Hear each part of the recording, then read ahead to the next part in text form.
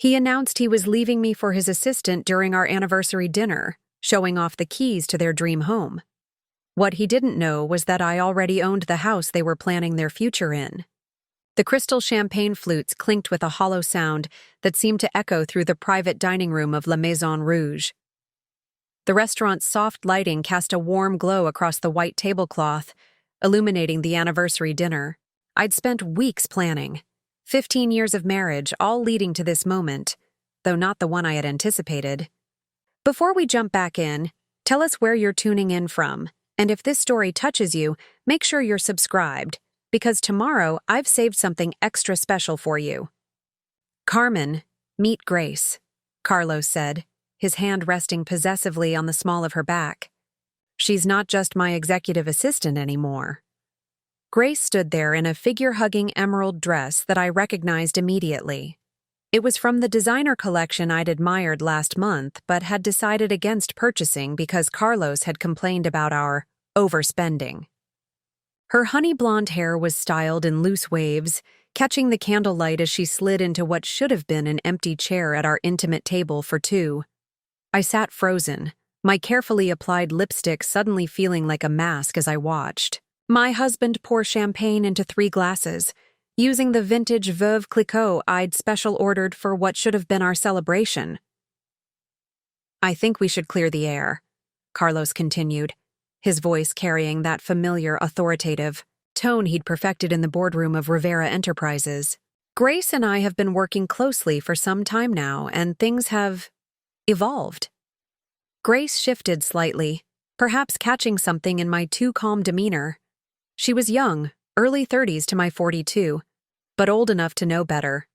Old enough to understand that some boundaries shouldn't be crossed. Old enough to face the consequences of her choices. Carlos reached into his jacket pocket and pulled out a set of keys, placing them ceremoniously on the table between us.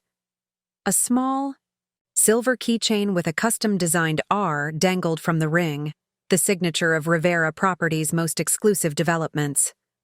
"We've purchased the lakeside property in Westlake Shores," he said, a triumphant smile playing at the corners of his mouth. "Closing was finalized yesterday." I felt my breath catch. Westlake Shores, the exclusive community I'd researched for, months before finding the perfect plot.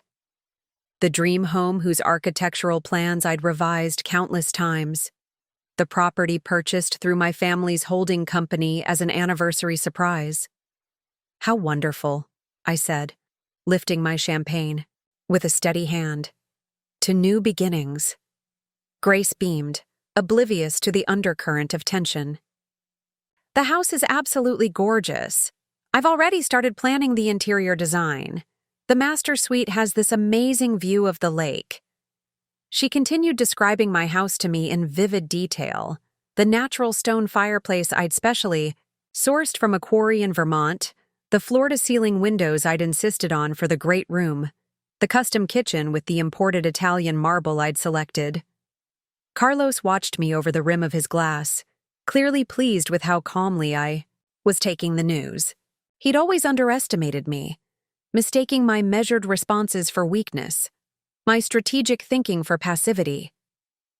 "We've hired Kendall Williams to handle the interior design," Grace continued, her excitement palpable. "She's going to transform it into a showpiece. Carlos says we'll be the envy of everyone in his executive circle."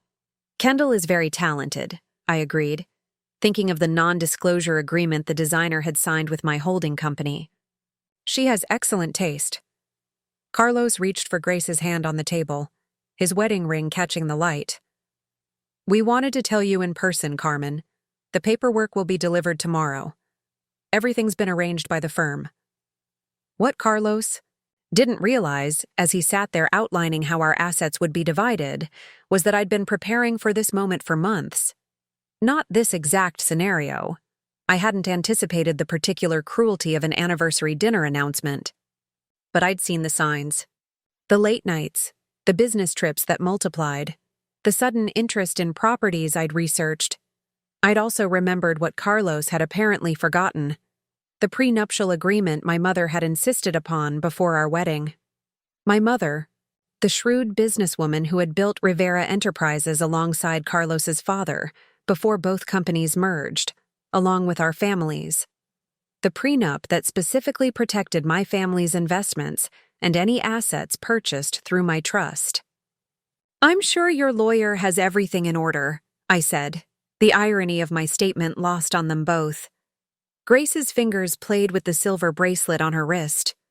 My grandmother's bracelet, a family heirloom that had mysteriously disappeared from my jewelry box 3 months ago. How fitting that she'd chosen to wear it tonight. "Carlos has been so generous," Grace gushed, either missing or ignoring the subtle tension.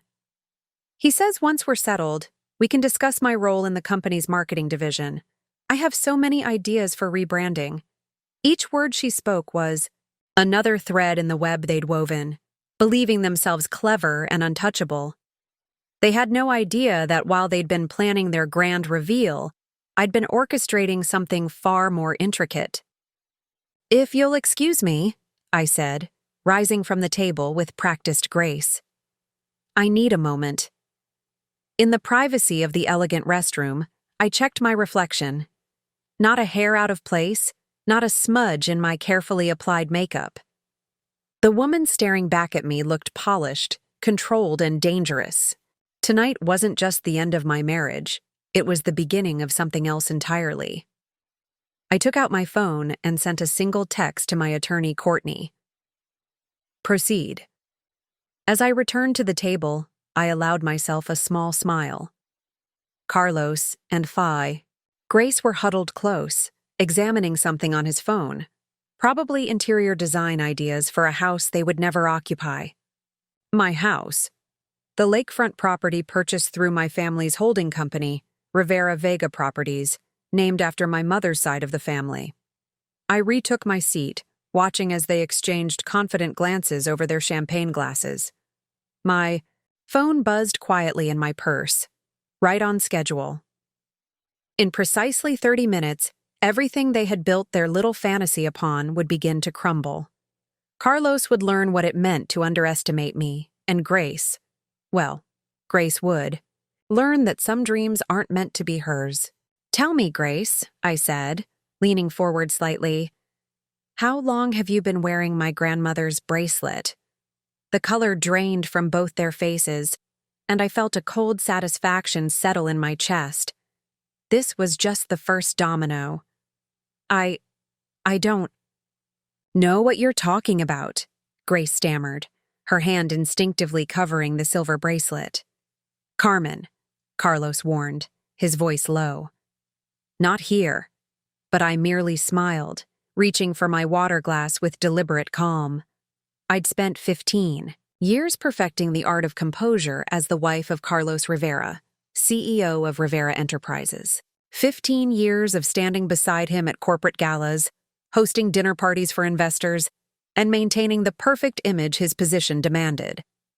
What most people didn't see, what Carlos himself had forgotten, was who I had been before. I became Mrs. Rivera. I was Carmen Vega, daughter of Elena Vega, one of the shrewdest real estate developers in the Southwest. My mother had built Vega Properties from nothing, eventually partnering with Rivera Enterprises in a merger that benefited both families. I'd grown up studying market trends over breakfast, learning to read people from watching my mother in negotiations, and developing an eye for valuable assets that others overlooked. When Carlos and I had met at a charity gala 16 years ago, he'd been impressed by my knowledge of architectural design and market forecasting. Back then, he'd valued my mind as much as my presence on his arm. But somewhere along the way, he'd forgotten that I wasn't just an accessory to his success. I'd been instrumental in it. "The branch offices in Phoenix were my idea," I said, breaking the uncomfortable silence. "Remember that, Carlos? When everyone said expanding during the downturn was too risky, I identified the neighborhoods that would rebound first." Carlos shifted uncomfortably, his jaw tightening.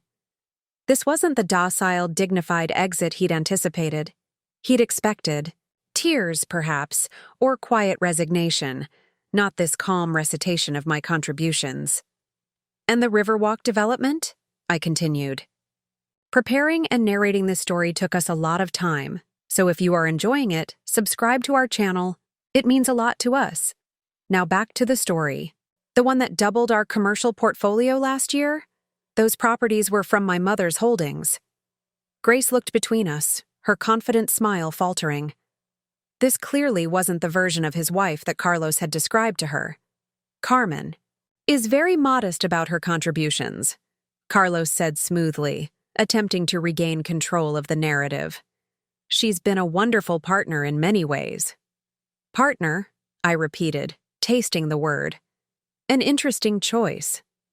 Tell me, did you explain to Grace how our partnership began? About the merger agreement? About my family's stake in the company? A flicker of concern crossed his face. This wasn't part of his script. 4 years into our marriage, when Carlos's father had passed away, it was my mother who had helped restructure the company, bringing Rivera Enterprises under the umbrella of her larger Vega holdings, while allowing Carlos to maintain his position as the face of the company.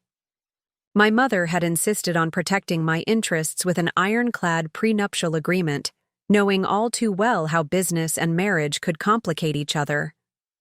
That's ancient history, Carlos dismissed, though I noticed his hand tightening around his champagne glass. We've both contributed to our success. The waiter approached our table, his timing impeccable.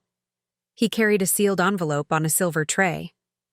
For Madame Rivera, he said with a slight bow.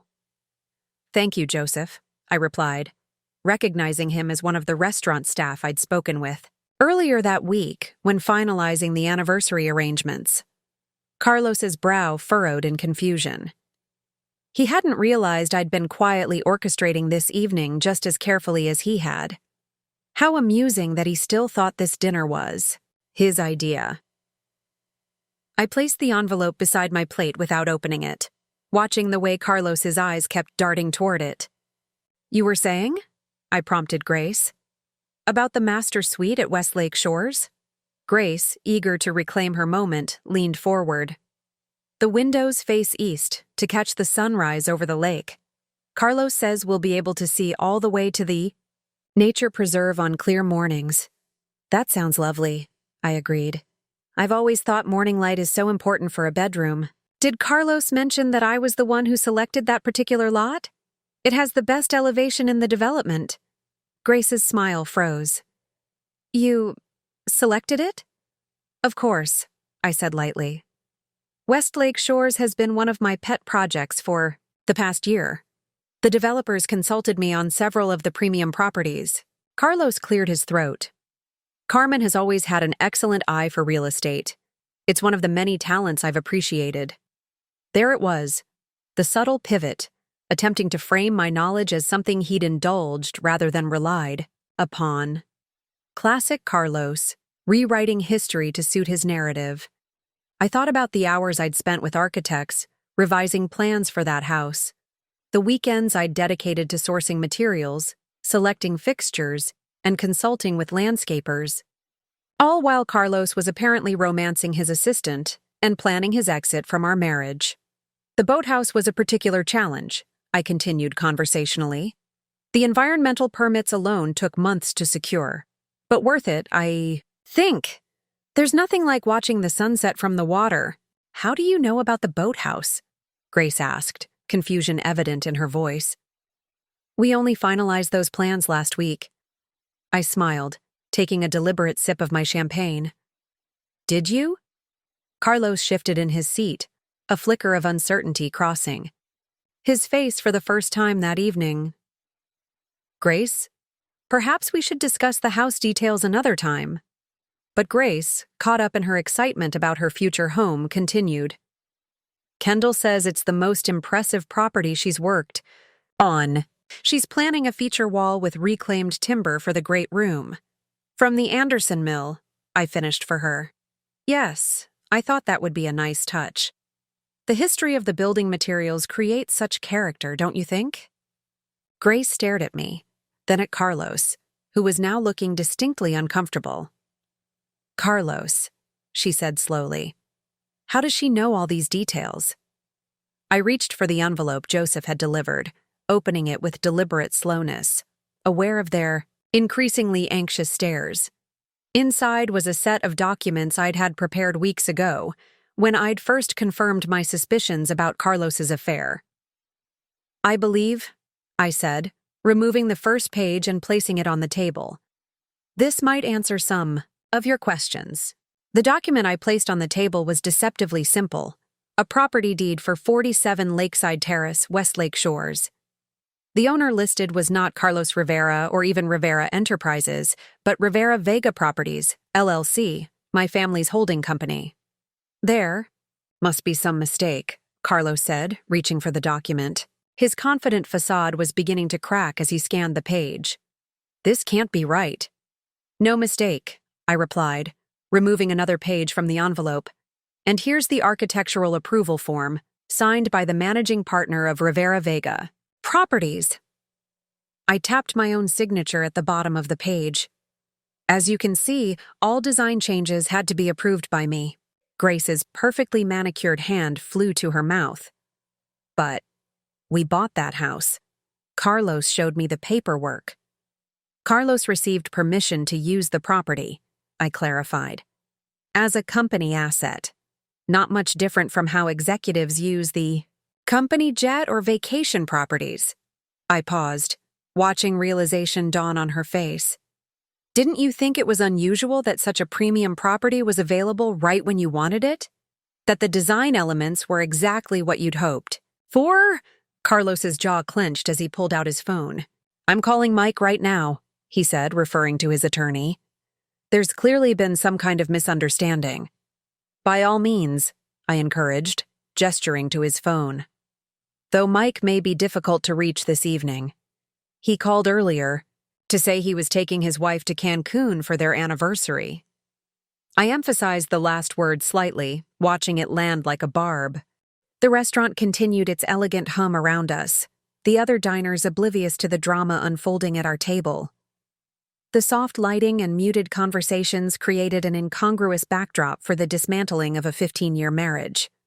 "Let me understand this," Grace said slowly, her earlier excitement replaced by growing confusion. "The house at Westlake Shores is actually owned by your family company?" "That's correct," I confirmed. "I purchased it through Rivera Vega Properties 10 months ago when the development first broke ground. I personally oversaw the architectural plans and design elements, working with Kendall Williams on the interior concepts. But Carlos," I interrupted gently, "has been operating under some misconceptions about our financial arrangement." In the early years of our marriage, Carlos had been deeply involved in every aspect of our finances, insisting on overseeing all investment decisions and major purchases. But as Rivera Enterprises grew and his responsibilities expanded, he'd gradually delegated more of the domestic matters to me. What he hadn't realized was how strategically I'd positioned our assets over the years. 5 years ago, I continued, when we restructured the company after the merger with Western Holdings, you signed documents transferring several residential properties to Rivera Vega Properties for tax purposes. I removed another document from the envelope, including any future acquisitions in the luxury residential category. Carlos stared at the document, recognition slowly dawning on his face. He'd been so focused on the commercial side of the business that he'd paid little attention to what he considered secondary concerns. "You never said anything about this," he accused, his voice low. "You never asked," I replied simply. "And it never seemed relevant until now." Grace looked between us, the reality of her situation becoming increasingly clear. "So the house is not yours," I completed for her. "It never was." Carlos's phone buzzed with an incoming message. His face darkened as he read it. "What have you done?" he demanded. "Nothing that wasn't already set in motion by your own actions," I answered calmly. "When unusual spending patterns appear in company accounts, certain protocols are triggered. You established those protocols yourself, if you recall, after the Jensen embezzlement scandal. 3 years ago, when a senior executive had been caught diverting company funds, Carlos had implemented strict financial oversight measures. Any unusual transactions would be flagged and reported to the board's audit committee, a committee that included my mother as a senior member. The company jet to Aspen last month, I continued. The wire transfer to Tiffany's. The down payment for the Westlake property processed through the corporate account. I ticked off each item methodically. All flagged as potential irregularities. Grace tailed visibly. You said those were authorized company expenses, she whispered to Carlos. They were business-related, he insisted, but his voice lacked conviction. The board might disagree, I noted, especially given the timing of these expenses and their apparent personal nature. The sophisticated veneer that Grace had been maintaining was beginning to crumble. The confident homewrecker was being replaced by a woman who was suddenly realizing she might be implicated in financial improprieties. I didn't know, she said quickly. Carlos told me everything was above board. Sure he did, I agreed, with a touch of sympathy that surprised even me. In many ways, Grace was just another victim of Carlos's manipulations, albeit a willing one. Carlos straightened in his chair, attempting to reclaim the authority that had been slipping away throughout our conversation. This is ridiculous. You're trying to create a scandal where none exists. Everything I did was within my authority as CEO. Including giving away company property for personal use? I asked mildly. Including using corporate funds to furnish a lifestyle for your girlfriend? I wonder what the shareholders would think about that. The magnificent confidence that Carlos had displayed at the beginning of the evening was crumbling before my eyes. The man who had walked in planning to discard me like an outdated accessory was now beginning to realize that he had severely miscalculated. "What do you want?" he asked finally, his voice tight. A reasonable question. What did I want? Revenge? Justice? Vindication? I want what's mine, I said simply. Nothing more, nothing less. I picked up my phone and checked the time. In approximately 5 minutes, Carlos would receive another message. This one from Benny Rodriguez, the chief financial officer of Rivera Enterprises and a longtime ally of my mother's. The preliminary findings of the internal financial review would be devastating. You can't seriously think you'll take control of the company, Carlos said, a note of desperation creeping into his voice. The board would never allow it. I don't want to take control, I corrected him. I simply want to protect what rightfully belongs to me. Including, I added, glancing at Grace, my grandmother's bracelet. Grace's hand instinctively covered the silver bracelet on her wrist, her eyes widening in recognition of its significance. It was a gift, Grace said defensively, though her voice wavered. Carlos gave it to me for my birthday. Interesting, I replied, keeping my tone conversational. Since that bracelet has been in my family for 3 generations. My grandmother gave it to me on our wedding day.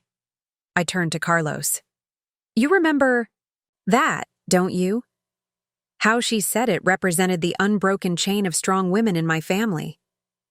Carlos's face had gone rigid, a muscle twitching in his jaw. He'd clearly forgotten the significance of the bracelet when he'd taken it from my jewelry box to give to Grace. I didn't realize, Grace began. Of course you didn't, I cut her off, not unkindly. You weren't meant to. Just like you weren't meant to know about the prenuptial agreement. At that, Carlos's head snapped up. The prenup expired 5 years ago, he said dismissively. It had a 10-year sunset clause. The original draft did, I acknowledged, but my mother insisted on changes before the signing. The final version specified that the agreement remains in effect for the duration of the marriage, with additional protections for any assets acquired through my family's businesses. The blood drained from Carlos's face as he processed this information. He'd been planning this exit for months, possibly years, carefully positioning assets and creating narratives that would benefit him in a divorce. And all that time, he'd been operating under a fundamental misconception about our legal arrangement. His phone buzzed again. right on schedule. Carlos read the message, and I watched as the last vestiges of his confidence crumbled. "What is it?" Grace asked anxiously. "The board has called an emergency meeting for tomorrow morning," he said, his voice hollow. "Apparently, there are serious concerns about financial irregularities that need to be addressed immediately." "What does that mean?" Grace pressed, her earlier excitement about their future home now replaced by growing alarm. "It means," I said gently, "that the narrative is changing." The waiter approached with our first course, an elegant arrangement of seared scallops with butternut squash puree, my favorite, which I'd selected when planning this anniversary dinner weeks ago. The normality of the food service created a surreal contrast to the conversation unfolding at our table. "Thank you, Joseph," I said as he set the plates before us. "Everything looks lovely." Neither Carlos nor Grace made any move toward their food. I took a small bite of my scallop, savoring the perfectly seared exterior and the delicate sweetness of the puree. Even in the midst of dismantling my marriage, I saw no reason to miss out on an excellent meal. "You've been planning this," Carlos accused, finding his voice again. "All of this. The dinner, the documents, the board meeting. You knew." "Of course I knew," I replied, setting down my fork. "Did you think I wouldn't notice the changes in your behavior? The unexplained absences? The sudden interest in properties I'd researched?" I shook my head slightly. "You became careless, Carlos. Perhaps you wanted to be caught."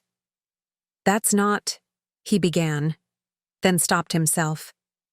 Even now, he was calculating, assessing what I knew and what I might be bluffing about. "How long?" I asked, the question I'd decided not to ask until this moment. "How long have you been planning to leave me?" Carlos glanced at Grace, who looked down at her untouched plate. 6 months, he admitted finally. I nodded, absorbing this information. 6 months. Around the time I'd begun to notice small discrepancies in our accounts. Around the time Carlos had suddenly embraced my suggestion to look at properties in Westlake Shores after years of rejecting the idea of a lakeside home. "And the decision to announce it at our anniversary dinner?" I pressed. "Was that your idea? Or Grace's?" Grace's head shot up. I wouldn't." She turned to Carlos. "You told me she already knew. You said this dinner was just a formality, that you'd already discussed separation terms." The pieces clicked into place. Carlos had manipulated both of us, crafting different narratives to serve his purposes. He'd told Grace that our marriage was already effectively over, while keeping me in the dark until this public humiliation. Carlos has always been skilled at controlling narratives, I observed. It's what makes him an effective CEO. He's just not as skilled at controlling outcomes. As if on cue, the maitre d' approached our table, a slim leather portfolio in his hands. "Mrs. Rivera," he said, addressing me directly, "the document you requested." "Thank you, Michelle," I replied, accepting the portfolio. "Your assistance this evening has been invaluable." Carlos watched this exchange with growing apprehension. "What is this now?" I opened the portfolio to reveal a single document, a letter from my attorney, outlining the terms under which Carlos could remain as CEO of Rivera Enterprises following our separation. "Consider it a courtesy," I explained, sliding the document across the table. "A roadmap for how we proceed from here." Carlos scanned the letter, his expression darkening with each line. "These terms are outrageous," he sputtered.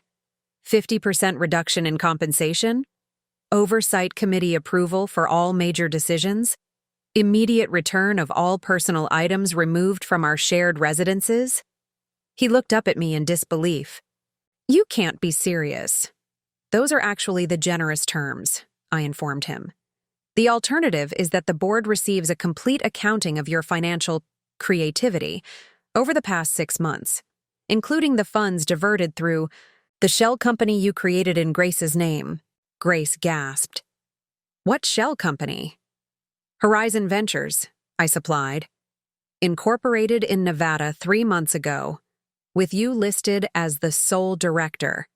The same company that recently purchased a Range Rover, several pieces of fine jewelry, and placed a rather substantial deposit on a vacation property in Cabo. Grace turned to Carlos, her expression a mixture of confusion and betrayal. You put those purchases in my name? It was for tax purposes, Carlos insisted, though his explanation sounded hollow even to my ears. Everything would have been properly documented once we were together officially.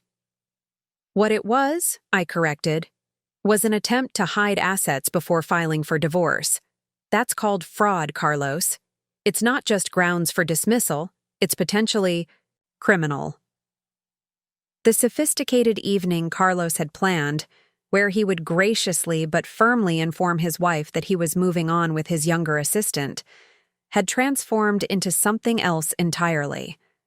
Instead of the docile, devastated spouse he'd expected, he was facing a woman who had anticipated his every move and countered it precisely. You don't have to do this, he said, his voice low. We could work something out privately, without involving the board or attorneys. I considered him for a moment.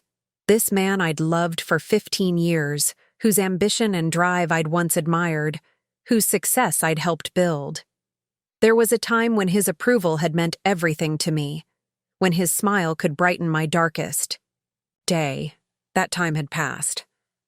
I'm afraid, I said, picking up my wine glass.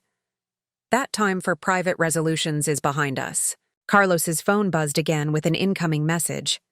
The noose was tightening. It's from my mother, Carlos said, scanning the message on his phone. She wants to know why Elena Vega is calling her about company finances at 9 o'clock at night. Chill seemed to settle over our table. Carlos's mother, Sofia Rivera, had been largely uninvolved in company matters since her husband's death, preferring to enjoy her retirement. If she was being drawn into this situation, it signaled that the ripples were spreading beyond the corporate boardroom. Your mother has always been fond of me, I remarked mildly. I should call her tomorrow. It's been too long since we had lunch. Carlos set his phone down carefully, as if it might detonate. What exactly do you want, Carmen? He asked, his voice tight with controlled anger. Money? The house? Some kind of public apology? It was a revealing question. Even now he was thinking in terms of transactions, what he could give up to make this problem go away. He still didn't understand that this wasn't a negotiation. It was a reckoning.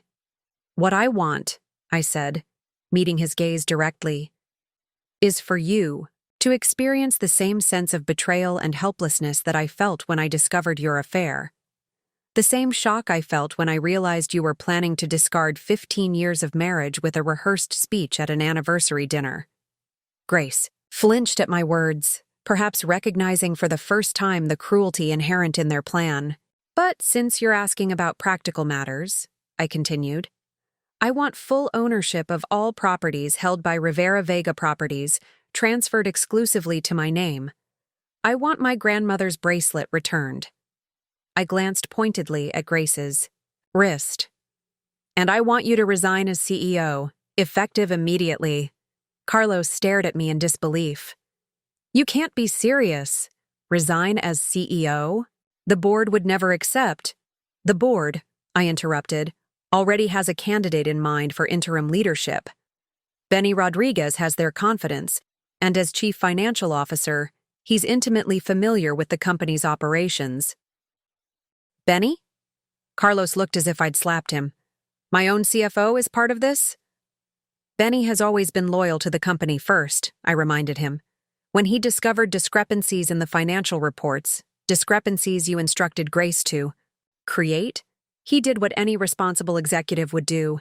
He investigated. Grace paled. I never falsified any reports. I just processed the transactions as Carlos directed. Including backdating board approvals for personal expenditures? I asked gently. Including creating expense reports for meetings that never happened? Her silence was answer enough. This is absurd, Carlos declared, though his voice lacked conviction. You're creating a corporate crisis over a personal matter. You made it a corporate matter, I countered, when you began using company resources to finance your affair, when you directed Grace to manipulate financial records, when you attempted to transfer company property, the Westlake Shores house, for personal use. The elegant restaurant continued its evening service around us, the soft music and murmured conversations creating a surreal backdrop to the dismantling of Carlos's carefully constructed world. You won't get away with this, he said, but it sounded more like wishful thinking than a threat. I already have, I replied simply. My phone buzzed with an incoming message from Courtney. All documents filed. Board members notified. Meeting set for 8 a.m. Perfect timing. Everything was proceeding exactly as planned. The waiter approached to clear our mostly untouched first course. Is everything all right with the meal? He asked, noting our full plates. Everything is perfect, Joseph, I assured him. We're just having a rather intense discussion. Of course, madam. The main course will be served in a few minutes. Carlos pushed his chair back abruptly. I need some air, he muttered, standing up. As he strode toward the restaurant's terrace, Grace looked after him uncertainly, then back, at me. For the first time, I saw her clearly. Not as the predatory other woman, but as someone who had been caught in Carlos's web just as surely as I had been, albeit in a different way. He told me you were separating anyway, she said quietly, that you had grown apart years ago and were just keeping up appearances. And you believed him, I noted, not unkindly. He can be very convincing. She twisted the bracelet on her wrist, nervously. I had no idea about any of this. The house, the company issues, your grandmother's bracelet. He said it was an heirloom from his family. I almost felt sorry for her. Almost. Grace, I said, leaning forward slightly. What do you think happens next? After tonight? She blinked, caught off guard by the question. I don't know. Let me help you with that, I said. Carlos has used company funds illegally. He's created fraudulent financial records. He's attempted to hide assets before filing for divorce. These aren't just grounds for dismissal. They're potentially criminal offenses. Her eyes widened as the implications sank in. But I didn't know. Intent matters in legal proceedings, I acknowledged. But so does participation. The question you need to ask yourself is whether you want to go down with Carlos's ship, or whether you want to save yourself. Grace stared. At me, conflict evident in her expression. What are you suggesting? I'm suggesting, I replied carefully, that you consider your options. Carlos created this situation, but he won't hesitate to let you take the fall if it serves his interests. She glanced toward the terrace where Carlos stood, his back to us, phone pressed to his ear. He was likely calling Mike, his attorney, desperate for a way out of the trap closing around him. I never meant to hurt anyone, Grace said quietly. I know that sounds like a cliché, but it's true. Carlos told me your marriage was already over in all but name. I nodded, unsurprised. Carlos excels at crafting convenient narratives. Grace hesitated, then unclasped the silver bracelet from her wrist. She placed it on the table between us, the antique filigree catching the candlelight. I had no idea this was your grandmother's, she said. He told me it was a Rivera family piece that his mother wanted me to have. I picked up the bracelet, feeling its familiar weight in my palm. 3 generations of Vega women had worn it, including my mother on her wedding day. The fact that Carlos had taken it, knowing its significance, and given it to Grace was perhaps the most personal betrayal of all. Thank you, I said simply, slipping it into my purse. There was a moment of awkward silence between us. 2 women whose lives had become entangled in ways neither had fully anticipated. What will happen to him? Grace asked finally. That depends largely on his next moves, I answered truthfully. If he fights this, if he tries to deny the financial improprieties, or shift blame to others, the consequences will be severe. If he accepts responsibility and cooperates, I shrugged slightly. The landing might be softer. Grace nodded slowly, processing this information. And what about me? It was a fair question. In my months of planning, I had focused primarily on Carlos's downfall, seeing Grace as merely an extension of his betrayal. But sitting across from her now, I recognized the complexity of her situation. That depends on you, I said. On what? You knew, what you participated in, and what you're willing to disclose. Before she could respond, Carlos returned to the table, his expression tightly controlled, but a new tension evident in his shoulders. Whatever conversation he'd just had on the terrace had not provided the escape route he'd hoped for. He paused, noticing the absence of the bracelet from Grace's wrist and the shift in the dynamic between us. Something had changed during his absence, and he knew it. Your attorney unavailable? I asked mildly. Carlos sat down, ignoring my question. We need to discuss this privately, Carmen. Just the two of us. I think we're beyond that point, I replied. Whatever you have to say can be said in front of Grace. After all, she's part of this situation now. This is between us, he insisted. Our marriage, our company, our assets. Including the house at Westlake Shores? I asked. The house you promised to Grace? The house you took her to visit repeatedly over the past 3 months, making plans. For your future together? Carlos's jaw tightened. How did you… No, I finished for him. The security system. I receive alerts whenever anyone enters the property. Did you really think I wouldn't notice your repeated visits?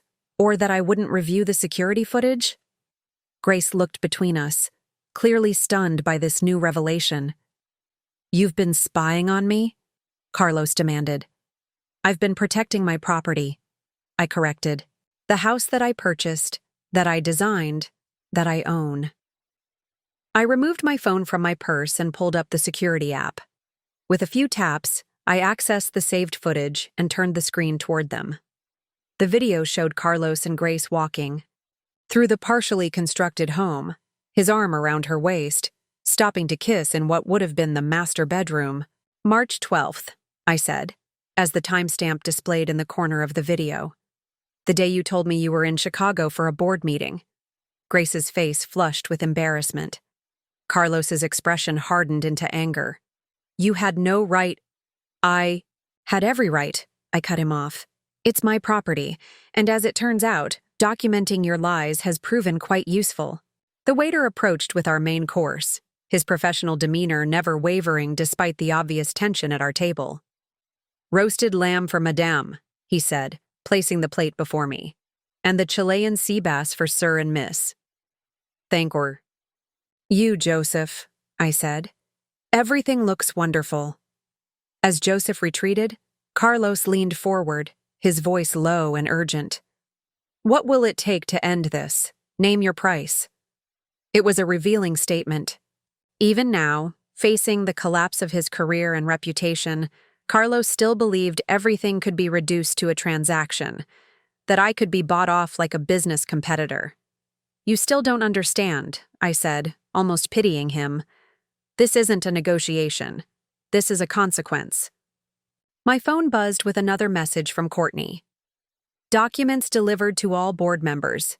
Sofia Rivera has requested a private meeting with you tomorrow morning before the board convenes. Perfect. Carlos's mother had always been practical, more concerned with protecting the company's reputation than her son's ego. If she was requesting a meeting, it meant she understood the severity of the situation. Your mother would like to see me tomorrow, I informed Carlos.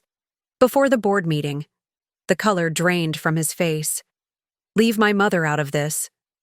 I'm afraid that's not possible, I replied. As a major shareholder, she needs to be fully informed about what's happening with the company. Carlos looked desperate now, the reality of his situation finally sinking in. Carmen, please, we can work this out. But it was too late for that. Far too late. Carlos stared at his untouched plate, his mind visibly racing through diminishing options. Grace picked at her sea bass, avoiding eye contact with either of us. The elegant evening I had planned months ago, before discovering Carlos's betrayal, continued its choreographed progression around us. "The board won't simply remove me," Carlos said finally, grasping at what he perceived as his strongest position. "I've increased company value by 30% in the last 2 years. Alone, the shareholders would revolt." I took a sip of my wine, appreciating its complex notes even as I prepared to dismantle another of Carlos's illusions. "The Rivera Vega merger integration strategies that boosted our market position," I reminded him. "Who led those initiatives?" Carlos shifted uncomfortably. "You had input, certainly. I designed the entire integration framework," I corrected. "The same framework that industry journals credited for that 30% growth." I set down my glass. "And the Westlake development, that's projected to become our most profitable residential venture to date? My project from conception." "You were a consultant at best," he insisted, though his voice lacked conviction. "Is that what you told the board?" I asked. "Because the project briefs and meeting minutes tell a different story, as does the press coverage where you specifically credited me with spearheading those initiatives." Grace looked between us, clearly reassessing everything Carlos had told her about my role in the company. "The board has received a comprehensive report," I continued, "detailing my contributions to Rivera Enterprises over the past 15 years, alongside documentation of the financial irregularities discovered during Benny's review." "This is character assassination," Carlos protested, but his words rang hollow even to his own ears.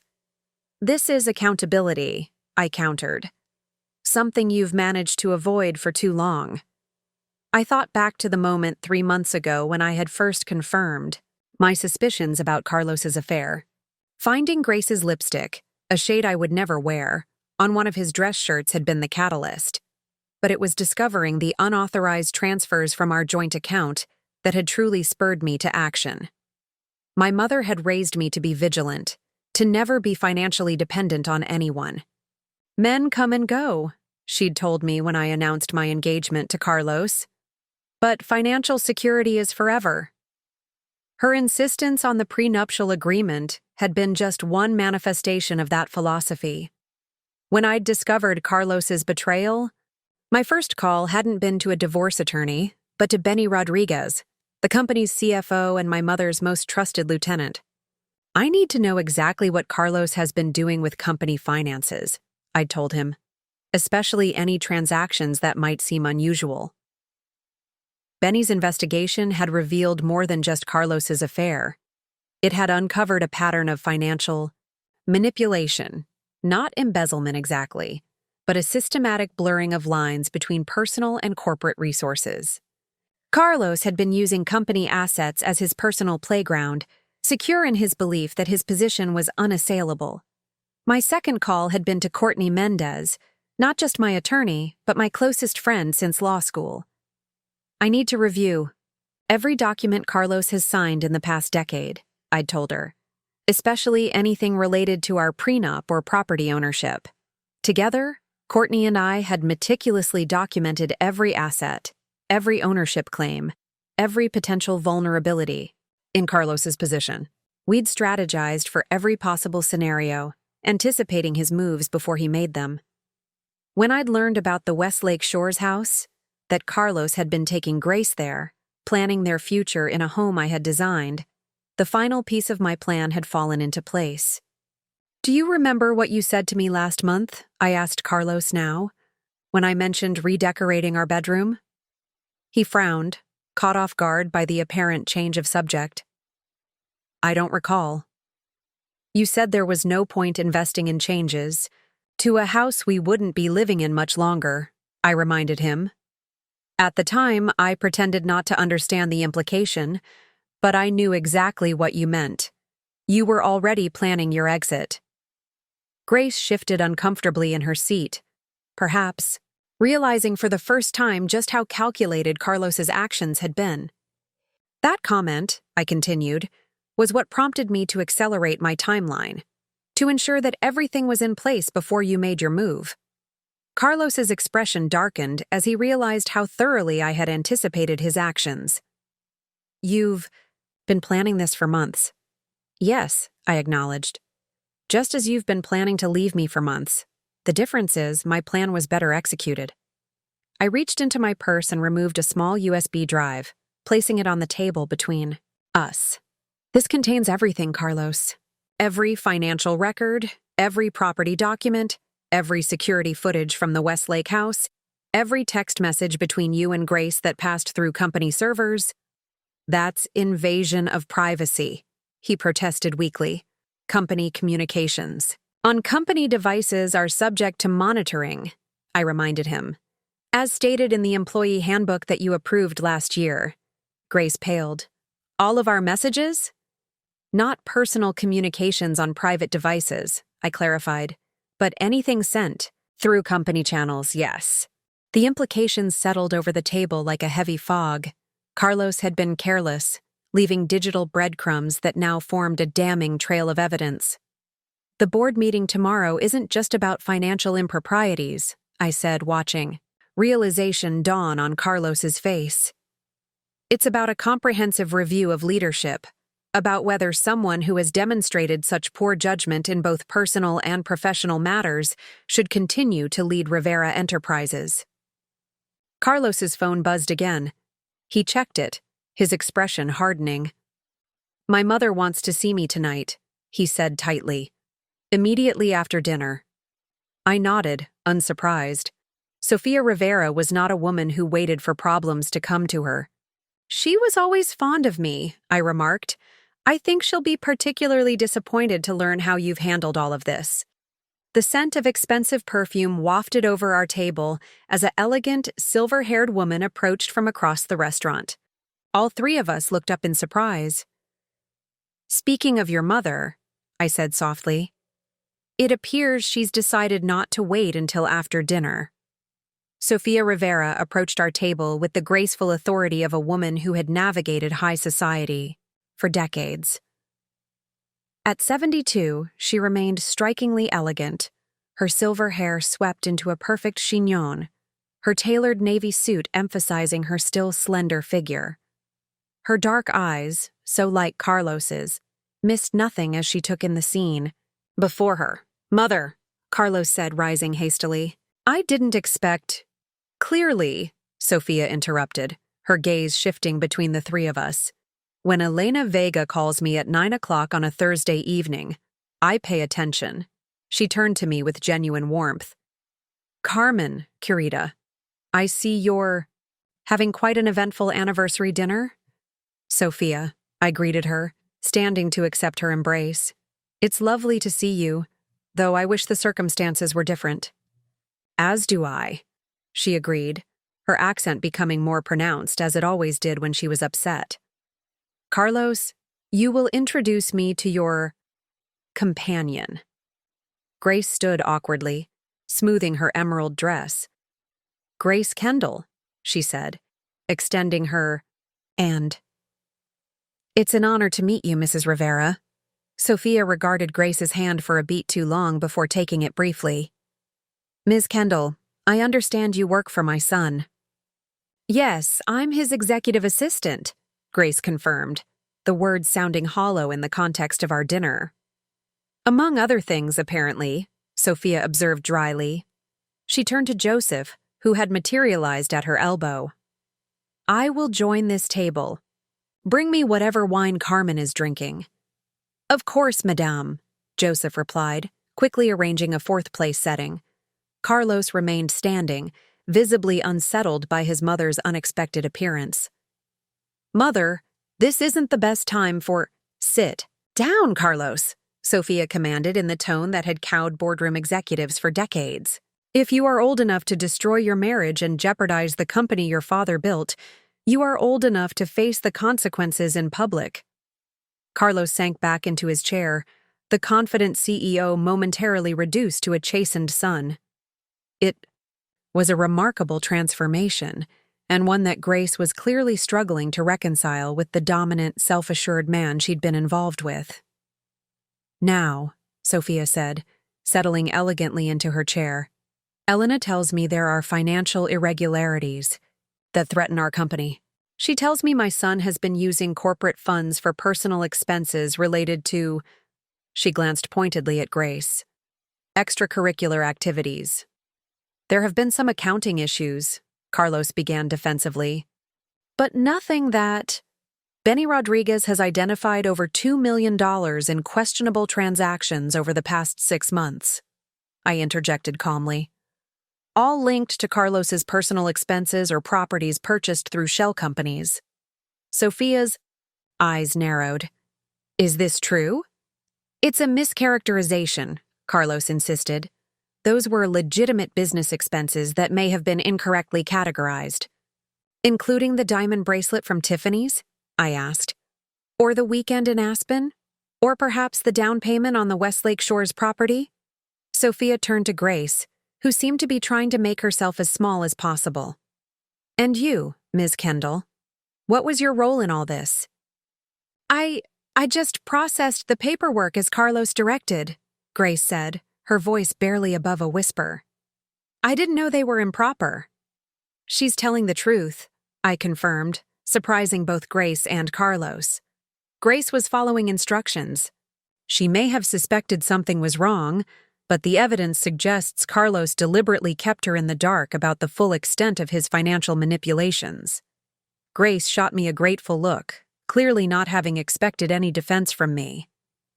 "How generous of you, Carmen," Sophia remarked, studying me with newfound respect. "Most women in your position would not be so discerning." "This isn't about punishing everyone associated with Carlos," I explained. "It's about accountability, where it's due." Joseph returned with Sophia's wine and took the opportunity to refill our glasses. The ritual of fine dining continued around us, an incongruous backdrop to the family drama unfolding at our table. "The board meeting tomorrow," Sophia said after taking a sip of her wine. "What exactly do you intend to present?" "Evidence of financial improprieties," I replied, "documentation of Carlos's misuse of company resources, and a proposal for restructuring leadership to protect shareholders' interests." "You want my son removed as CEO," Sophia stated bluntly. "I want what's best for the company," I countered. "Whether that includes Carlos in a leadership role depends entirely on his actions from this point forward." Carlos leaned forward, sensing a potential opening. "Mother, Carmen is overreacting to a personal situation. The company is thriving under my leadership." "The company is thriving because of initiatives Carmen developed," Sophia corrected him, surprising us all. "Do you think I don't know what happens in my own company? Your father always said Carmen was the strategic mind behind your success. It appears he was right." Carlos stared at his mother, stunned by this revelation. "You knew?" "Of course I knew," Sophia replied dismissively. "I've been attending charity luncheons with board members' wives for 30 years. People talk, Carlos, especially about a CEO who takes credit for his wife's innovations."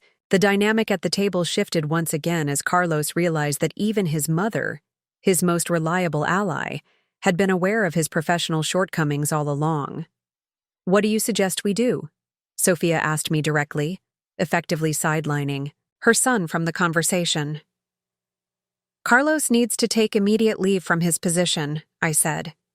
"Benny Rodriguez can serve as interim CEO while the board conducts a thorough review of all financial matters. Carlos should return all company property, including access to the Westlake Shores house." "And personally?" Sophia pressed. "That's between Carlos and me," I said, "and our attorneys." Sophia nodded thoughtfully, then turned to her son. "Carlos, you will call an emergency executive committee meeting tonight. You will announce your temporary leave of absence for personal reasons. You will surrender all company access cards, devices, and properties to Benny Rodriguez before midnight." "Mother, you can't possibly—" "I can, and I will," Sophia cut him off, her voice sharp as a blade. "Your father would be ashamed of how you've conducted yourself. both as a husband and as a CEO. The words landed like physical blows. Carlos flinched, the mention of his father's potential disappointment striking a vulnerability I hadn't anticipated. "This is ridiculous," Carlos said, attempting to reclaim some authority. "The company needs stability, not a hasty leadership change based on personal grievances." "This stopped being a personal grievance," Sophia replied evenly, "the moment you used company resources to finance your affair." She turned to Grace. "Ms. Kendall, I believe your position at Rivera Enterprises has become untenable." Grace paled. "Are you firing me?" "Consider it a paid administrative leave," Sophia clarified, "pending a full investigation into your knowledge of and participation in these financial irregularities." "That's not fair," Carlos protested. "Grace was following my instructions. If anyone should be held accountable, it's me." It was the first honorable thing he'd said all evening, and I found myself surprised by this flash of integrity amid his otherwise self-serving behavior. "How gallant of you to defend her now," Sophia observed dryly. "Where was this concern for others when you were planning to humiliate your wife at your anniversary dinner?" Carlos had no response to that. The carefully orchestrated evening he had planned, where he would magnanimously inform me of his decision to leave our marriage, had spiraled completely beyond his control. Joseph approached the table once more. "The main course," he announced, as if we were simply enjoying a normal celebratory dinner. "Would Madame like me to bring another entree for the new guest?" "Just coffee for me, thank you," Sophia replied. "I've already dined." As Joseph retreated, Carlos's phone rang. He glanced at the screen, then excused himself to take the call. From his expression, I suspected it was Mike, his attorney, finally returning his calls. With Carlos momentarily absent, Sophia turned her penetrating gaze to Grace. "Young woman, let me offer you some advice. Whatever Carlos has promised you, advancement in the company, financial security, a future together, understand that those promises are built on quicksand." Grace shifted uncomfortably. "Mrs. Rivera, I'm not finished," Sophia continued, her voice gentle but firm. "I've known my son for 45 years. He is charming, ambitious, and utterly self-serving when it suits him. The same pattern has repeated throughout his life. He uses people until they no longer serve his purposes, then discards them." I watched as Grace absorbed this assessment, her eyes darting to where Carlos stood on the terrace, gesticulating emphatically into his phone. "You have a choice to make," Sophia continued. "You can remain loyal to Carlos and likely go down with him, or you can cooperate with the investigation and possibly salvage your career." "I never intentionally did anything wrong," Grace insisted, though her voice wavered. "Intent matters less than actions in situations like this," Sophia said with the wisdom of someone who had navigated corporate politics for decades. "What matters now is what you do next." I sipped my wine, watching this exchange with interest. Sophia was offering Grace the same choice I had suggested earlier, but coming from Carlos's mother, it carried different weight. It was no longer just the spurned wife trying to turn Carlos's mistress against him. It was his own mother acknowledging his character flaws and the danger of remaining in his orbit. My phone buzzed with another text from Courtney. "All financial records secured. Benny standing by for executive committee meeting. Kendall Williams called, wants to meet regarding her NDA for the Westlake project." "Perfect timing," I replied quickly. "Schedule Kendall for 9 a.m. tomorrow. Have her bring all design documents. Kendall." Williams, the interior designer who had worked on the Westlake house, had been caught in an uncomfortable position when Carlos had brought Grace to consult on design elements for what was supposedly their future home. The non-disclosure agreement Kendall had signed with my holding company had put her in the awkward position of designing a house for a couple when she knew the true owner was someone else entirely. Carlos returned to the table, his expression grim. "Mike suggests we postpone any decisions until we've had proper legal consultation," he announced.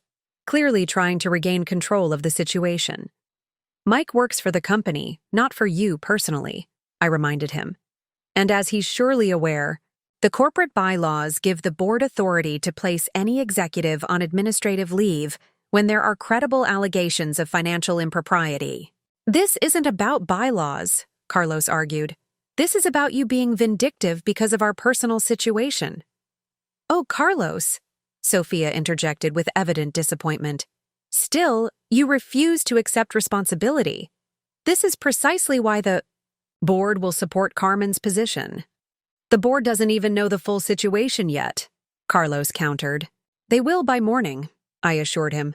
The documentation has already been delivered to each member, including the footage from the Westlake property showing your visits with Grace while you were supposedly on business trips. Grace set down her fork, abandoning any pretense of eating. You recorded us at the house? She asked, her voice barely audible. Security cameras, I clarified. Standard for all Rivera Vega properties during construction. The system sends automatic alerts to the property owner, me, whenever anyone enters without authorization. The implications sank in. Not only did I have evidence of their affair, but I had time-stamped video proving Carlos had been lying about his whereabouts on multiple occasions. That's invasion of privacy, Carlos protested. Not on property I own, I replied simply. And certainly not when the security system is clearly disclosed in all construction documents, which you signed as CEO. Carlos looked as if he might explode with frustration. Everything he had carefully arranged was disintegrating before his eyes. The smooth exit from his marriage, the seamless transition to his new life with Grace, the continued control of the company, all of it was slipping through his fingers like sand. What exactly do you want? He demanded, desperation edging into his voice. It was the second time he'd asked me that question tonight, but this time the tone was different. Before, he'd been calculating, trying to determine the minimum concession, needed to make me go away. Now, he was genuinely at a loss, unable to see a path forward that didn't lead to professional and personal ruin. I want, I said deliberately, exactly what I'm getting. Carlos's phone buzzed again. He checked it, his jaw tightening as he read the message. The executive committee has convened an emergency meeting, he said, his voice hollow. Tonight, 9:30. You should go, Sophia advised. Better to face them directly than appear to be hiding. This is happening too fast, Carlos protested. I need time to prepare, to review the allegations. The time for preparation was before you decided to misuse company resources, I pointed out. The evidence is clear, Carlos. Benny has documented every transaction. Grace, who had been silent for several minutes, suddenly asked, What about the house? You said you own it, but Carlos showed me the purchase agreement with his signature. It was a fair question, and one that demonstrated she wasn't entirely oblivious to the legal implications of their situation. Carlos has authorization to sign certain documents on behalf of Rivera Vega Properties, I explained.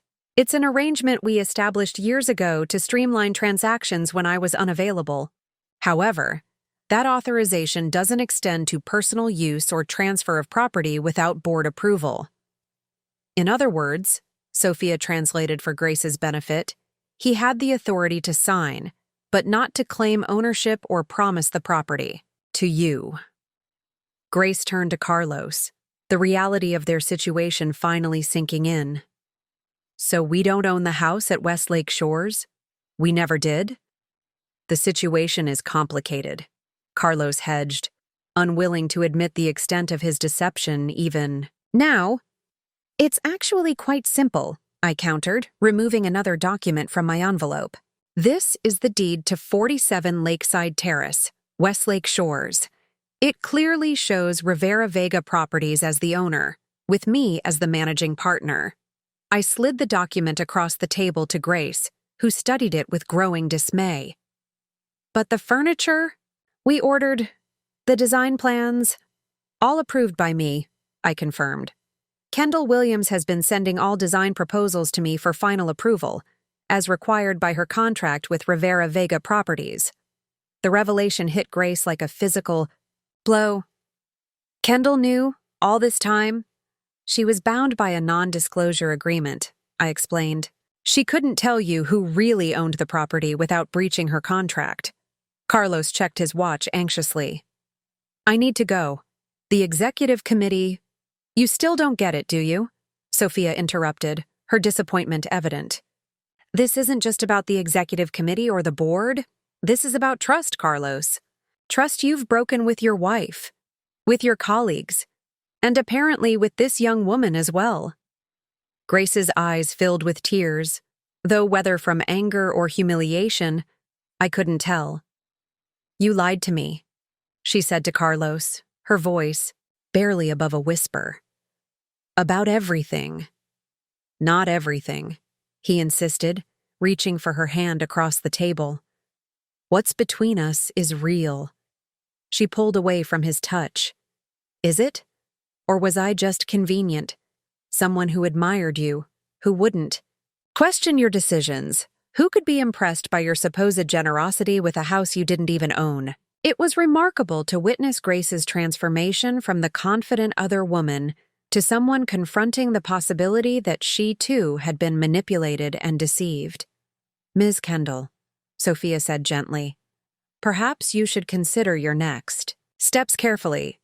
Carlos must attend this executive committee meeting, but you are under no obligation to wait for him. The implication was clear. Grace had a chance to distance herself from Carlos before his professional downfall became complete. My phone buzzed with another message from Courtney. Benny reports executive committee already discussing interim leadership. Board chair requesting your presence at tomorrow's meeting. Everything was proceeding according to plan. The carefully laid groundwork of the past 3 months was coming to fruition with a precision that even I found satisfying. Carlos stood, straightening his tie in a futile attempt to reclaim some dignity. I'll deal with this misunderstanding and be back shortly, he told Grace, though his lack of conviction was evident to everyone at the table. I won't be here, Grace replied, finally finding her voice. I'm going home. My actual home. Not some house you pretended to buy for us. Carlos looked stricken, as if only now realizing that he was losing both his wife and his mistress in the same evening. Grace, please. You should go, she said firmly. Your executive committee is waiting. As Carlos hesitated, Sophia rose from her seat. I'll accompany you, she informed him. As a major shareholder, I have a vested interest in this discussion. Carlos knew better than to argue with his mother. With a last desperate look at Grace, he turned and walked toward the restaurant exit, Sophia following with regal composure. Joseph, I called to the waiter who had been discreetly managing our unusual dining experience. Could you please call a car for Miss Kendall? Of course, madame, he replied. It will be here in 5 minutes. As Joseph stepped away, Grace and I were left alone at the table, an unexpected moment of privacy in what had been an increasingly public confrontation. I never meant to hurt you, Grace said after a long silence. I believed him when he said your marriage was already over, that you were just going through the motions. I know, I said, surprising myself with the genuine understanding in my heart. Carlos has always been skilled at creating narratives that suit his purposes. The bracelet, she said suddenly, her hand moving instinctively to her now bare wrist. If I'd known it was your grandmother's, there's a line I wouldn't have crossed. It was an unexpected moment of humanity from someone I'd pictured as a one-dimensional homewrecker. The evening's revelations had clearly forced her to reconsider not just Carlos, but her own role in our triangle. What happens now? She asked, a vulnerability in her voice that hadn't been there at the beginning of the evening. That depends partly on you, I replied truthfully, on what you knew about the financial improprieties and what you're willing to disclose. Grace stared into her wineglass, conflict evident in her expression. I processed transactions as Carlos directed, she admitted finally. Backdated some approval forms, created expense reports for meetings that never happened. She looked up, meeting my eyes directly for the first time. I knew it wasn't right, but I convinced myself it was just corporate flexibility, not actual fraud. "Did you know about Horizon Ventures?" I asked, referring to the shell company Carlos had created. "In her name!" She shook her head emphatically. "Not until you mentioned it tonight. I signed some incorporation papers Carlos said were related to a new marketing initiative. He said it was routine." Her voice cracked slightly. I trusted him. Joseph approached to inform us that Grace's car had arrived. She gathered her purse, the confident mistress who had strutted into the restaurant, now replaced by a woman whose world had been upended in the space of a dinner. "What will you do?" I asked as she stood to leave. She hesitated. "I don't know. Everything I thought I had. The relationship, the promotion he promised, the house. None of it was real." "Some advice," I offered, surprising myself. "Document everything. Every instruction Carlos gave you, every document you signed at his direction.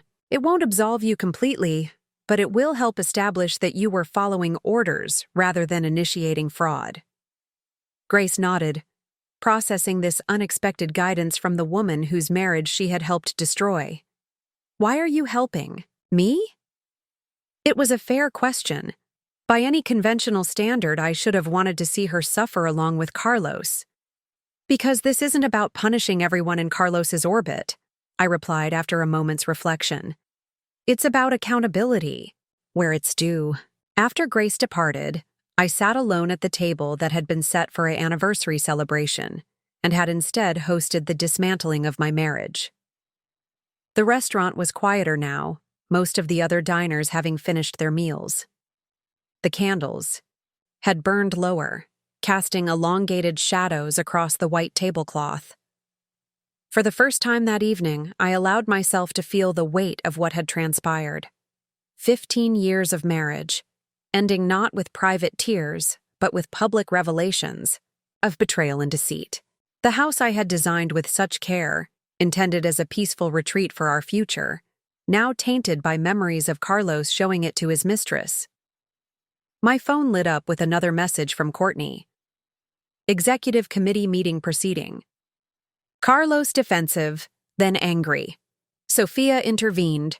Vote of no confidence appears imminent."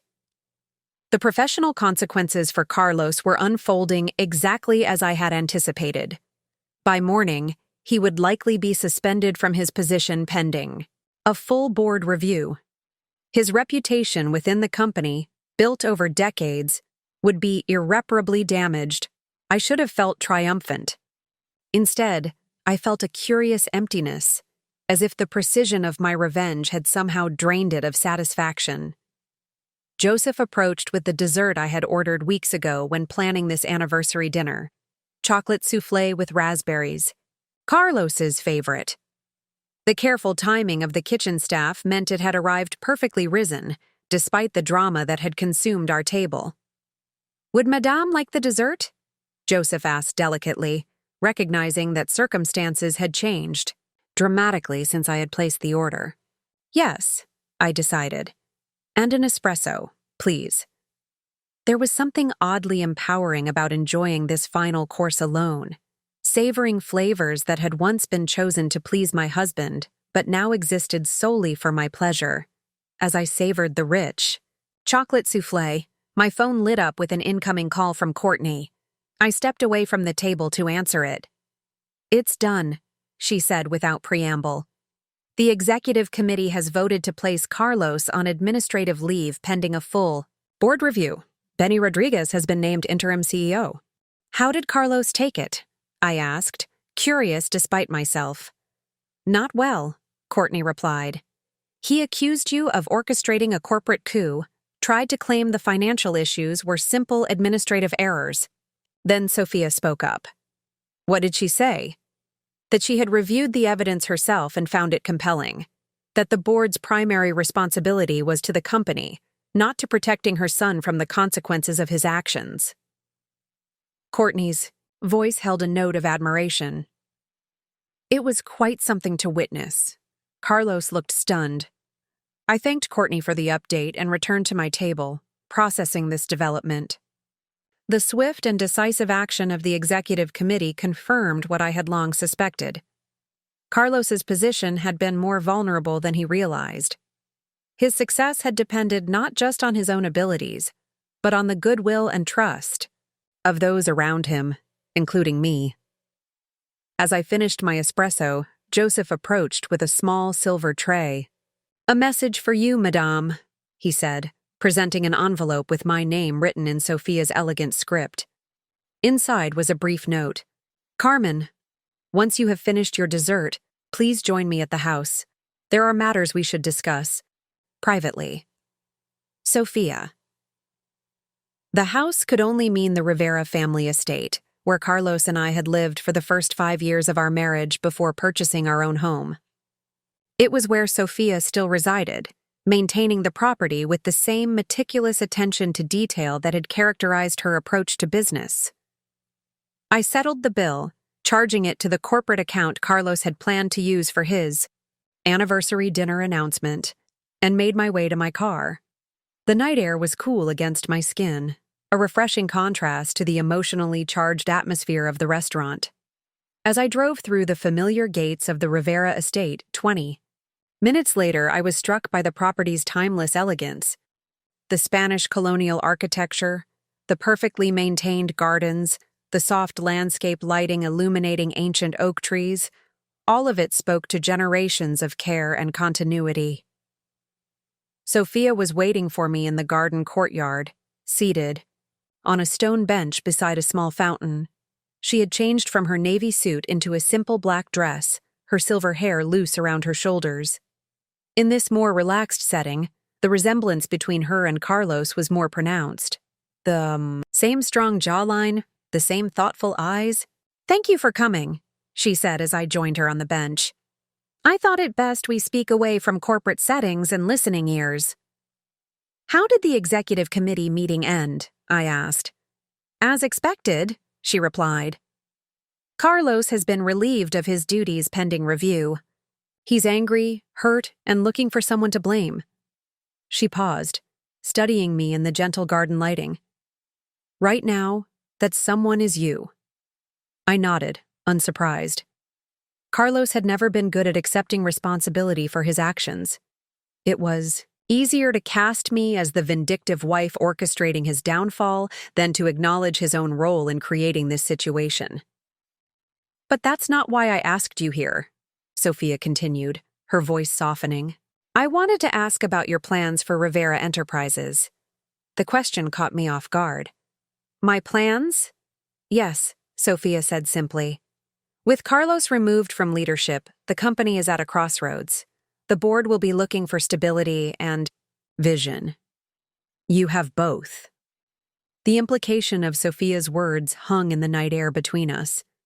She wasn't just asking about my plans. She was suggesting I should have a direct role in the company's future leadership. "I never intended to take Carlos's position," I said carefully. "My goal was accountability, not power." "Intentions evolve," Sophia replied with the wisdom of her years. "And sometimes the most effective leadership comes from those who didn't seek it." She leaned back slightly, regarding me with thoughtful eyes. "You've been the strategic mind behind many of our most successful initiatives. The board knows this, even if Carlos tried to claim sole credit." The fountain bubbled softly beside us, its gentle rhythm creating a meditative backdrop to our conversation. In this peaceful setting, far from the corporate offices and the dramatic scene at the restaurant, I could think more clearly about what I truly wanted. The company needs stabilization right now, I acknowledged. But there would be resistance to my appointment in any official capacity. I'm still Carlos's wife, regardless of our personal situation. Soon-to-be ex-wife, Sophia corrected gently. And yes, there would be some resistance initially. But business is business, Carmen. Results speak louder than personal entanglements. She reached into a small portfolio beside her and withdrew several documents. "These are the preliminary reports on the Westlake Shores development, your development. The projections show it becoming our most profitable residential venture to date. I glanced at the financial analyses, noting the impressively positive forecasts. The Westlake project had been my vision from the beginning, a sustainability-focused luxury community that balanced environmental responsibility with high-end design. Carlos had initially dismissed the concept as too niche, only embracing it once the market research confirmed my instincts. The board meeting tomorrow isn't just about Carlos's misconduct, Sophia continued. It's about the future direction of Rivera Enterprises. You should be there, not just as a witness against Carlos, but as a voice for what comes next. I considered her words carefully. My plans had focused so intently on exposing Carlos's deception and protecting what was rightfully mine that I hadn't given much thought to what would follow. The satisfaction of revenge, while powerful, was ultimately fleeting. What remained afterward was what mattered. There's another option, I said slowly, an idea taking shape. One that might face less resistance than my direct involvement in company leadership. Sophia raised an eyebrow, inviting me to continue. Rivera Vega Properties could propose a formal partnership with Rivera Enterprises on the Westlake development and future residential projects. As managing partner of Rivera Vega, I would oversee these ventures while Benny continues as interim CEO of the parent company. A smile of approval spread across Sophia's face. A strategic alliance rather than a direct power play. The board would be more receptive to that approach, especially with the projected returns from Westlake. It would also create some professional distance between me and Carlos during the divorce proceedings, I added. Less potential for claims that I'm seeking control of his company out of spite. Sophia nodded appreciatively. You've always had a gift for seeing multiple moves ahead. It's what makes you a better strategist than my son. The compliment, coming from a woman I had long admired for her business acumen, meant more than I expected. Throughout my marriage to Carlos, I had often deferred to him publicly while guiding decisions from behind the scenes. The prospect of stepping into my own power, of claiming credit for my vision and strategies, was both daunting and exhilarating. There's something else to consider, Sophia said, her voice taking on a more personal tone. Carlos won't simply disappear. Whatever settlement you reach, whatever professional arrangement is made, he will remain connected to this company through family ties and history. I'm well aware that Carlos won't simply fade away, I acknowledged. He's too proud, too connected to the Rivera name and legacy. Precisely, Sophia agreed, which means you'll need to consider how to manage that reality going forward. She paused, choosing her next words carefully. Carlos called me after the executive committee meeting. He wants to meet with you tomorrow, before the board convenes. My first instinct was refusal. What could Carlos possibly say that would matter now?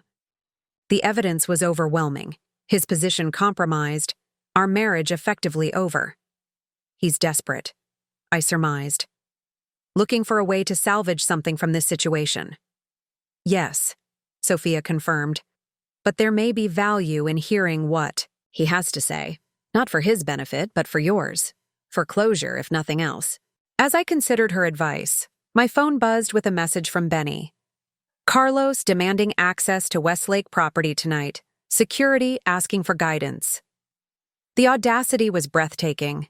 Even now, facing professional disgrace and personal humiliation, Carlos still believed he had rights to a property that had never been his. It seems your son is attempting to access the Westlake house, I informed Sophia, showing her the message. Her expression hardened. His judgment continues to fail him. She shook her head slightly. What will you do? I typed a quick response. Deny access. Advise security to inform him the property belongs to Rivera Vega and he has no authorization. He won't take that well, Sophia observed. No, I agreed. But it's time Carlos learned that actions have consequences. Almost immediately, my phone rang, Carlos calling directly. I showed Sophia the screen. You should answer, she advised. Better to deal with this now than let it fester until tomorrow. I accepted the call, placing it on speaker out of respect for Sophia's presence. Carmen, Carlos began, his voice tight, with controlled anger. I'm at Westlake. The security team is refusing me entry to our property. Not our property, Carlos, I corrected calmly. Rivera Vega's property. My property. This is ridiculous, he snapped. I signed the purchase agreement. I approved the construction contracts. On behalf of Rivera Vega Properties, I reminded him. As you were authorized to do as a signatory, not as an owner. The distinction is quite clear in the corporate documents. Documents you signed but apparently never bothered to read carefully. There was a moment of tense silence before he spoke again. Is my mother with you? Yes, I confirmed. We're at the estate. Another. I'm coming there, he declared. We need to talk, all of us, before this goes any further. Before I could respond, he had ended the call. I looked at Sophia, who seemed unsurprised by her son's reaction. He always did prefer confrontation to reflection, she observed dryly. He'll be here within 20 minutes.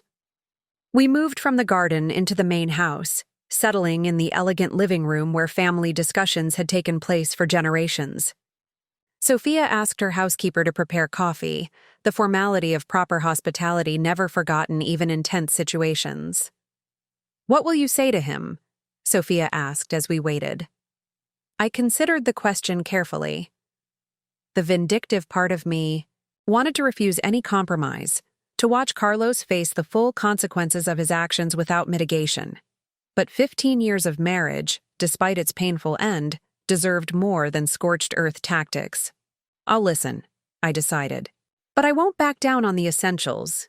The Westlake property, my position with the company, the financial accounting. Sophia nodded approvingly.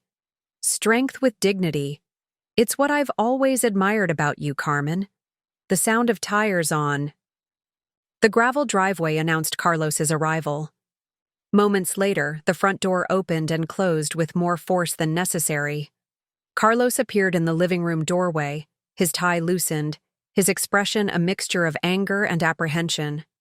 He stopped short when he saw us sitting together, perhaps realizing for the first time that his mother had truly aligned herself with me in this conflict. What is this? Carlos demanded, his gaze darting between us. Some kind of alliance against me? Sit down, Carlos, Sophia directed firmly. This is still my home, and you will conduct yourself accordingly. The subtle reminder of his guest status in what had once been his childhood home wasn't lost on Carlos. He complied, though his rigid posture conveyed his resistance. The board has received all the documentation, I said without preamble. Financial records, property deeds, evidence of the shell company you created in Grace's name. There's no point in denying any of it. I'm not here to deny, Carlos replied, his tone shifting to something more measured. I'm here to propose a resolution that protects the company's interests and our family's reputation. Interesting that those concerns emerge only after you've been caught, Sophia observed dryly. Carlos ignored his mother's comment, focusing on me instead. The Westlake property, he began. It's become a flashpoint in this situation, but it doesn't have to be. I'll acknowledge Rivera Vega's ownership and formally withdraw any personal claims to it. You never had any legitimate claims to withdraw, I pointed out. But continue. He leaned forward slightly. In exchange, I ask that you support a narrative for the board that frames the financial irregularities as administrative oversights rather than intentional misconduct. A temporary leave of absence for me instead of outright dismissal? I studied him, noting the desperation beneath his attempted composure. And what about our marriage? Were you planning to frame that as an administrative oversight as well? Color rose in his face. Our personal situation is separate from the company issues. No, Carlos, I contradicted. You made them inseparable when you used company resources to finance your affair. When you took Grace to a property owned by my family's company and pretended it was yours. When you stole my grandmother's bracelet to give to your mistress. I made mistakes, he admitted, the words seeming to physically pain him. Personal mistakes that affected my judgment. But my leadership of Rivera Enterprises has been successful by any objective measure. Your leadership, I echoed, letting the words hang in the air. Tell me, Carlos, how many of the initiatives credited to your leadership were actually my ideas? How many strategies that boosted company value were developed at our dining room table, with you taking notes as I outlined approaches you hadn't considered? His silence was answer enough. Sophia set her coffee cup down with a decisive click. The issue before us isn't just about ownership of a house or improper financial transactions, she said. It's about trust, integrity, and respect. You've demonstrated a lack of all three. Mother, Carlos began, but Sophia raised her hand. To silence him. I raised you to be better than this, she continued, disappointment evident in her voice. Your father and I built Rivera Enterprises on relationships and reputation. You've damaged both. Carlos's facade of controlled negotiation began to crack. So that's it? 15 years leading the company, doubling its value, expanding into new markets? All of that counts for nothing because of a few personal indiscretions? They weren't indiscretions, I corrected. They were calculated decisions to deceive, to take what wasn't yours, to discard commitments when they became inconvenient. The grandfather clock in the hallway chimed 11, its resonant tones emphasizing the lateness of the hour and the finality of the moment. Tomorrow morning, the board would convene to formalize decisions that would irrevocably alter the trajectory of Rivera Enterprises and our lives. I won't fight the divorce, Carlos said abruptly, shifting tactics. Full settlement on your terms. No contests. Clean break. The offer hung in the air between us, his final attempt at leveraging our personal relationship to salvage his professional position. I appreciate that, I replied evenly. But it doesn't change my responsibility to the company and the board. The financial improprieties will be presented accurately, without embellishment, but also without minimization. A year later, the morning light streamed through the floor-to-ceiling windows of the great room at Westlake Shores, illuminating the reclaimed timber feature wall that had been Kendall Williams' most inspired design element. I sat at the custom island in the kitchen, reviewing the quarterly reports for Rivera Vega's residential division. The past year had brought changes I could never have anticipated on that fateful anniversary night. The board had indeed removed Carlos from his position as CEO, replacing him with Benny Rodriguez on a permanent basis. My proposal for a strategic partnership between Rivera Vega Properties and Rivera Enterprises had been enthusiastically approved, creating a structure that allowed me to lead the residential development division while maintaining appropriate separation from corporate governance. Carlos and I had finalized our divorce 6 months ago, the proceedings remarkably straightforward, given his desire to avoid further public scrutiny of his actions.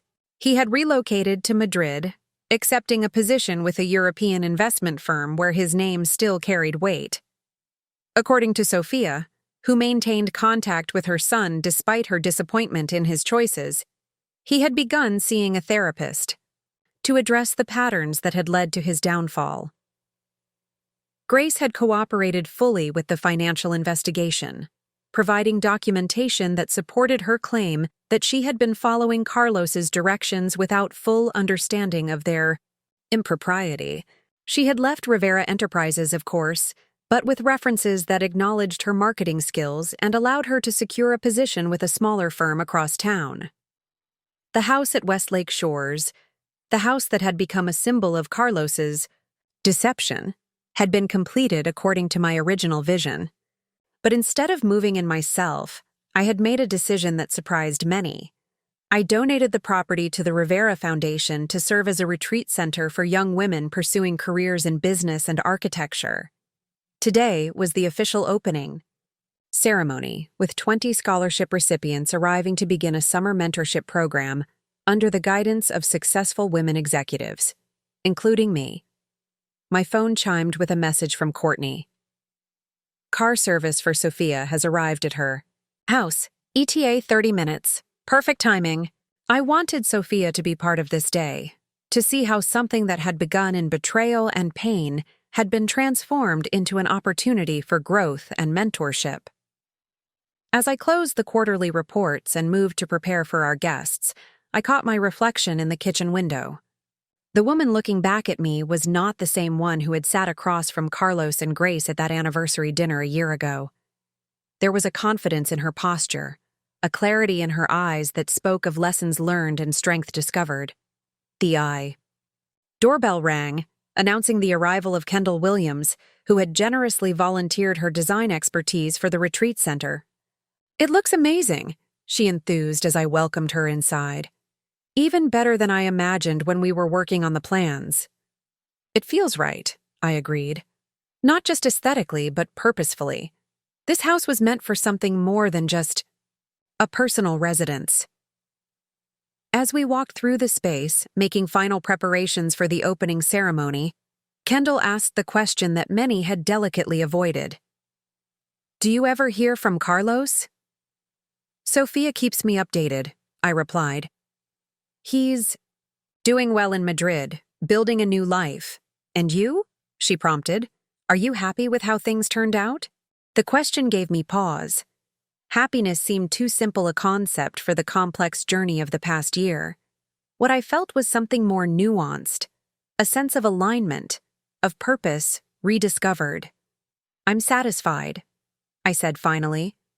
Not with Carlos's betrayal or the pain it caused, but with the direction it ultimately led me.